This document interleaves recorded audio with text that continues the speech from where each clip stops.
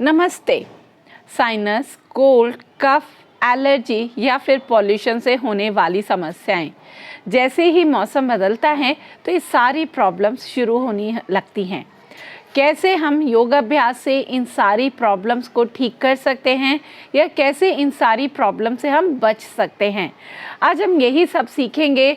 आज इसमें हम सीखेंगे कौन से प्राणायाम हमें करने चाहिए अगर हमें कफ, कोल्ड, साइनस का प्रॉब्लम है, कौन सी मुद्रा का अभ्यास हम करें, कितना हमें योग अभ्यास, आसन का अभ्यास करने चाहिए। तो शुरू करते हैं। यहाँ पर सबसे पहले हम क्रिया से, योग के अंदर 6 क्रियाएं होती हैं। जैसे आयुर्वेद में पंचकर्मा होता है, उसी तरीके से योग के अंदर 6 कर्म या 6 क्रियाएं होती हैं जो हमारे शरीर की शुद्धि करती हैं।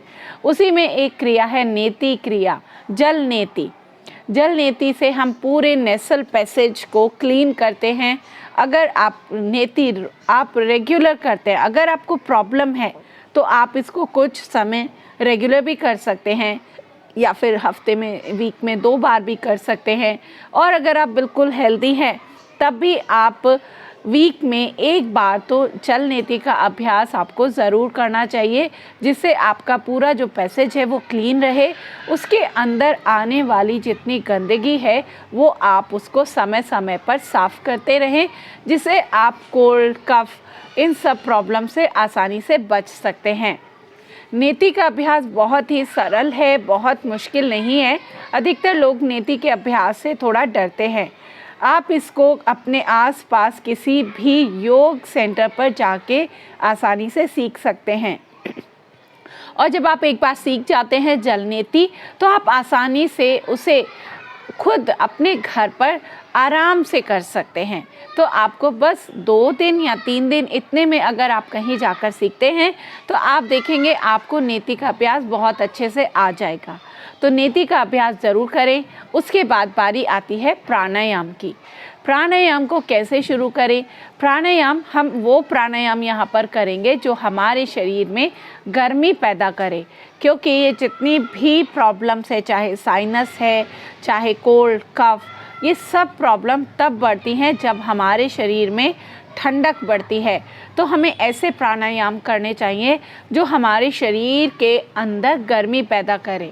आज के समय की सबसे बड़ी प्रॉब्लम ही यही है कि हम अपने बॉडी टेम्परेचर को मेंटेन नहीं कर पा रहे हैं और हमारा शरीर ज़रूरत से ज़्यादा ठंडा रहने लगा है।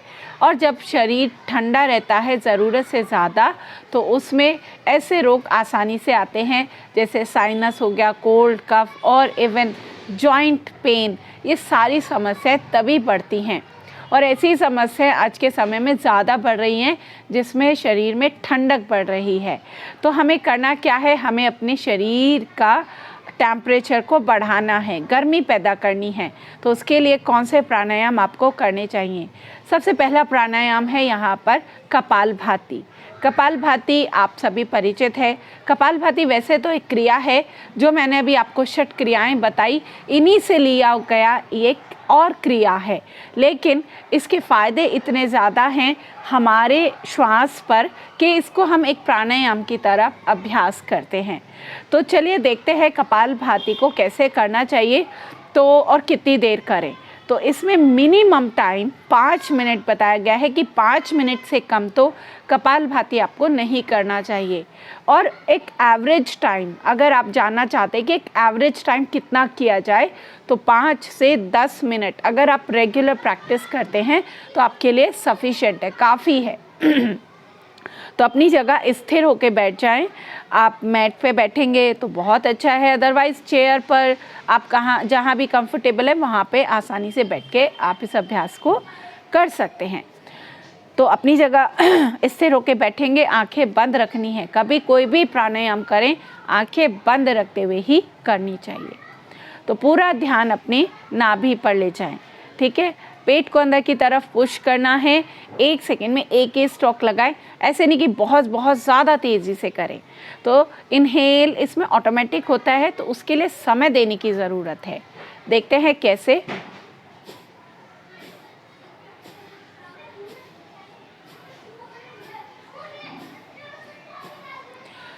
तो जब आप नियमित रूप से कपालभाति का अभ्यास करते हैं तो इससे बॉडी टेम्परेचर तो बढ़ता ही है, साथ साथ में ये डिटॉक्स करता है, हमारे पूरे डाइजेशन को स्ट्रॉन्ग करता है, बॉडी को डिटॉक्स करता है, ब्रेन को एक्टिव करता है।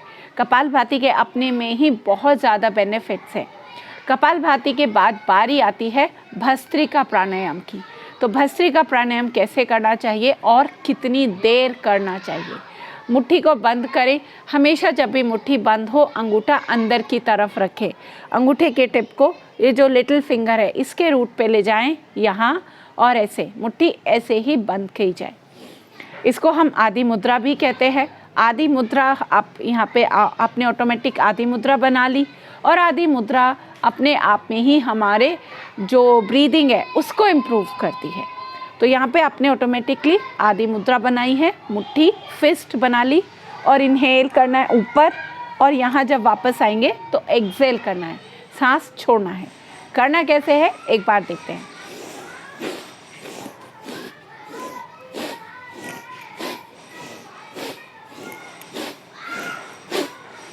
इस तरीके से आपको नियमित कंटिन्यू भस्त्रिका का प्राणायाम करना है। आप इसको, अभी सर्दियों का मौसम है तो आप इसको 150 से 100 बार तक भी कर सकते हैं। जिनको हाई बीपी है वो थोड़ा सा कंट्रोल में करें, या फिर किसी टीचर की गाइडेंस में करें कि उनको कितना करना चाहिए। एक और प्राणायाम है जो आपकी यहाँ पर मदद करेगा, नाड़ी शोधन। तो नाड़ी शोधन आप यहाँ पे करेंगे, जिसको आप अनुलोम विलोम के नाम से भी जानते हैं। तो इसके लिए इस तरीके से आप मुद्रा बनाएंगे। यहाँ पर अपनी इंडेक्स एंड मिडिल फिंगर को फोल्ड करेंगे अंगूठे और रिंग फिंगर की मदद से। पूरा श्वास भरना है, नाभि तक ले जाना है, ठीक है। ऐसा नहीं कि सिर्फ अपने लंग्स तक। पूरा डीप ब्रीदिंग का मतलब है अपने नाभि तक सांस को लेकर जाना। सांस लेते पेट बाहर आएगा और सांस छोड़ते हुए पेट अंदर जाएगा। स्टार्टिंग में आप बराबर समय से शुरू करें। जितने समय में आप इनहेल कर रहे हैं उतने समय में ही एक्सेल करें। एक्सेल कभी भी शॉर्ट नहीं होना चाहिए। एक्सेल शॉर्ट होते ही आपका ये जो प्राणायाम है इसका लाभ आप नहीं ले पाएंगे पूरी तरीके से। अधिकतर लोग सिर्फ फोकस करते हैं इनहेल पे कि हम जितना गहरा श्वास भरेंगे उतना फ़ायदेमंद होगा, जबकि ऐसा नहीं है।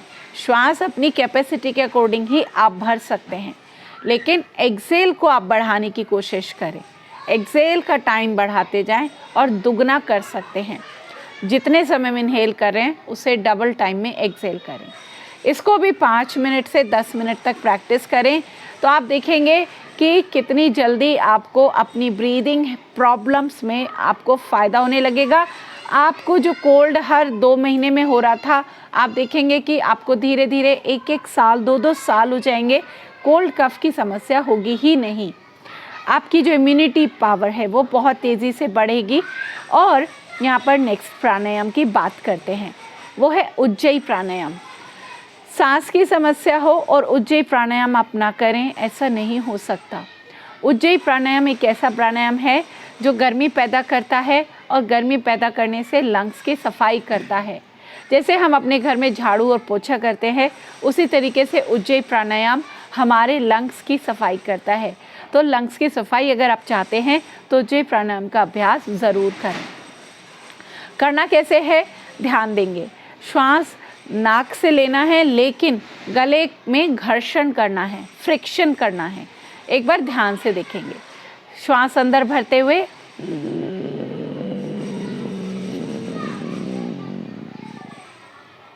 और फिर लेफ्ट नोस्ट्रिल से एक्सेल करेंगे।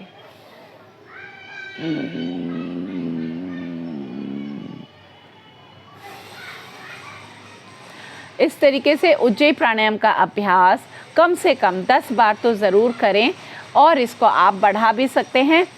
थायराइड वालों के लिए भी ये बहुत ही असरदार प्राणायाम है, तो आपको ये प्राणायाम ज़रूर करना चाहिए। गर्मी हो सर्दी हो कोई भी मौसम हो, उज्जयी प्राणायाम का अभ्यास ज़रूर करें। इसके बाद बारी आती है यहाँ पर ओम के उच्चारण की। ओम का उच्चारण भी हमारे जिनको साइनस है, कोल्ड कफ, उनको ओम का जाप जरूर करना चाहिए। ओम का जाप हमारे पूरे जो वात पित्त कफ है उन्हें बिल्कुल सम कर देता है, बैलेंस करता है। तो ओम का उच्चारण जितना ज़्यादा आप करेंगे उतना आपका पूरा जो स्कल है वो आपका चमकने लगेगा और क्लीन होगा। ठीक है, तो ओम का उच्चारण कम से कम 5 मिनट तो आप ज़रूर करें, 10 मिनट, 15 मिनट, आप इसको जितना मर्जी चाहे कर सकते हैं। नंबर्स की बात करें तो मिनिमम 20 बार और इसको आप 108 बार तक भी ले जा सकते हैं। तो ऐसे ओम का जाप आप ज़रूर करें। इनमें कोई भी चीज़ ऐसी नहीं है कि किसी का भी असर कम हो। आप पॉल्यूशन के ऐसे अगर आप वातावरण में रहते हैं जहाँ पॉल्यूशन है तो ये सारी चीज़ें, ये सारे प्राणायाम, ये क्रियाएं आपको पॉल्यूशन से फाइट करने में भी आपकी मदद करेंगी और आपके लंग्स को, पूरे नेसल पैसेज को साफ़ करेंगी, उनके जो अंदर जमा डस्ट है उनको बाहर निकालेंगी और साथ साथ में गुनगुना पानी अच्छी मात्रा में पीते रहें। तो ये भी आपकी बॉडी को डिटॉक्स करता है। इसके साथ साथ योग अभ्यास, आसन की बात करें तो सूर्य नमस्कार आपके लिए यहाँ पर एक बहुत अच्छा प्रैक्टिस है। तो सूर्य नमस्कार का अभ्यास रेगुलर करें और बहुत समय नहीं जाता सूर्य नमस्कार का अभ्यास करने में। तो 10 बार, 12 बार, 15 बार, जितना आपके पास आपका स्टैमिना है उसके अकॉर्डिंग आप अपने योग अभ्यास को करें और उसमें सूर्य नमस्कार को ज़रूर शामिल करें। अगर आप इस तरीके के योग अभ्यास करना चाहते हैं, जो थेरेपी, आप किसी भी बीमारी से परेशान हैं उसकी थेरेपी चाहते हैं योग के द्वारा, उसको ठीक करना चाहते हैं, तो आप हमारी ऑनलाइन क्लासेस ज्वाइन कर सकते हैं जहाँ पर आपको बहुत ही वैज्ञानिक रूप से हम योग कराएंगे, प्राणायाम कराया जाता है, अब आसन का अभ्यास सिखाया जाता है, आपको आपके रोग के अनुसार सब चीज़ें बताई जाती हैं, कैसे आपको डाइट में चेंजेस करना है, सब आपको बताया जाता है। तो अगर आप ये सब सीखना चाहते हैं तो आप हमारी ऑनलाइन क्लासेस ज्वाइन कर सकते हैं। और इसके साथ साथ आप अगर हमारी इस तरीके की और इन्फॉर्मेशन जानना चाहते हैं, सीखना चाहते हैं अपनी हेल्थ से रिलेटेड चीज़ें, तो आप हमारे चैनल को सब्सक्राइब करें और चैनल के साथ जुड़े रहें। आने वाले समय में और इसी तरीके की इन्फॉर्मेटिव वीडियोस हम लेकर आते रहेंगे और इस वीडियो को ज़्यादा से ज़्यादा लोगों तक पहुंचाएं जिससे वो भी अपने स्वास्थ्य को अच्छा रख सकें। धन्यवाद।